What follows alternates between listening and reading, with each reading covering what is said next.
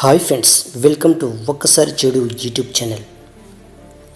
విశ్వ విజేత అలెగ్జాండర్ గురువు అరిస్టాటిల్ భారతదేశం మీద దండెత్తవద్దని చెబుతాడు. అరిస్టాటిల్కి ఒకవేళ నువ్వు దండెత్తితే ఇండియా నుంచి పిడికెడు మట్టి, చెంబు నీరు, ఒక సాధువును తెచ్చి ఇమ్మంటాడు. సింధు ప్రాంతంను జయించిన తర్వాత ఒక ప్రసిద్ధ సాధువు దగ్గరికి వెళ్తాడు అరిస్టాటిల్. ఎంతసేపటికి ఆ సాధువు మౌనముద్ర వీడి ఆ విజేతను పలకరించడు. కొంత నిరీక్షణ తర్వాత, నాయన, ఎవరు నీవు, ఏమి కావాలను అని పలకరించాడు. నేను విశ్వ విజేత అలెగ్జాండర్ను. మీరు మాతో పాటు మాసిడోనియా రావాలి అన్నారు.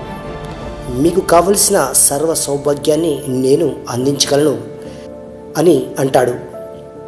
చిరునవ్వుతో ఆ విజ్ఞాని, అన్నింటినీ నేను ఇక్కడే చక్కగా అనుభవిస్తున్నాను కదా, మరి ఎక్కడికో ఎందుకు అని అంటాడు.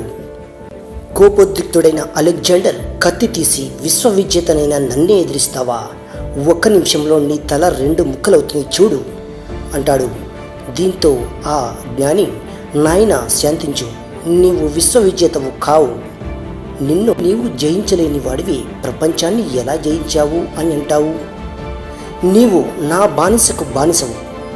నేను కోపాన్ని జయించి నా బానిసగా చేసుకున్నాను, కానీ నువ్వు దానికి బానిసగా బ్రతుకుతూ ఉన్నావు.